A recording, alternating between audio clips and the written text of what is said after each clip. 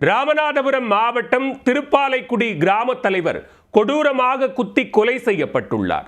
சொத்து தகராறில் மகனே தந்தையை கூலிப்படையை ஏவி கொலை செய்த சம்பவத்தில் நடந்தது என்ன?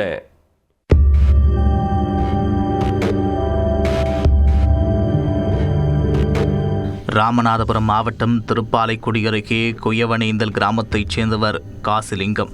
65 வயதான காசிலிங்கம் குயவனேந்தல் கிராம தலைவராகவும் இருந்து வருகிறார். ஞாயிற்றுக்கிழமையன்று பிற்பகல் வெளியில் சென்று வருவதாக வீட்டில் கூறிவிட்டு தனது இருசக்கர வாகனத்தில் காசிலிங்கம் சென்றுள்ளார். ஆனால் நீண்ட நேரம் கடந்த பின்னரும் அவர் திரும்பி வரவில்லை. குயவனேந்தல் கிராம தலைவராக இருக்கும் காசிலிங்கம் ஞாயிற்றுக்கிழமையன்று மாலை நடைபெற்ற கிராம சபா கூட்டத்திலும் கலந்து கொள்ளவில்லை. இதனால் கிராம மக்கள் அவரது வீட்டிற்கு சென்று விசாரிக்க இருசக்கர வாகனத்தில் வெளியில் சென்றவர் வீடு திரும்பவில்லை என்று வீட்டில் உள்ளவர்கள் தெரிவித்துள்ளனர். அதனைத் தொடர்ந்து கிராமத்தினர் காசிலிங்கத்தை தேடும் பணியில் ஈடுபட்டனர். அப்போது கிராமத்திலிருந்து 2 கிலோமீட்டர் தொலைவில் முனியப்பா கோவில் செல்லும் வழியில் உள்ள கருவேலமரக்காட்டு பகுதியில் அவரது இருசக்கர வாகனம் நிற்பதை கிராம மக்கள் கண்டுபிடித்தனர்.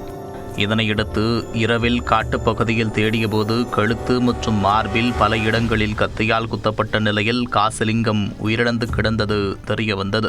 திருப்பாலைக்குடி போலீசார் அவரது உடலை கைப்பற்றி உடற்கூறாய்விற்காக ராமநாதபுரம் அரசு மருத்துவமனைக்கு அனுப்பி வைத்தனர். இதுகுறித்து திருப்பாலைக்குடி போலீசார் வழக்கு பதிவு செய்து கொலை செய்தவர்கள் குறித்து விசாரணை செய்தபோது பல அதிர்ச்சிகரமான தகவல்கள் தெரிய வந்தன. காசிலிங்கத்திற்கு ஒரு மகன் ஒரு மகள் என 2 பிள்ளைகள் உள்ளனர். இதில் தனது சொத்துக்களில் பெரும் பகுதியை மகளின் பெயரில் காசிலிங்கம் எழுதி வைத்ததாக கூறப்படுகிறது. இதனால் ஆத்திரமடைந்த அவரது மகன் கண்ணன் கூலிக்கு ஆட்களை ஏவி காசிலிங்கத்தை கொலை செய்திருப்பது தெரிய வந்துள்ளது. சம்பவத்தன்று கண்ணனும் அவரது கூட்டாளிகளும் சேர்ந்து காசிலிங்கத்தை காட்டுப்பகுதிக்குள் கடத்திச் சென்று கொலை செய்திருப்பதாக போலீசார் தெரிவித்துள்ளனர். கண்ணனை கைது செய்த போலீசார் கூலிப்படையாக செயல்பட்டு இருவரை தேடி வருகின்றனர்.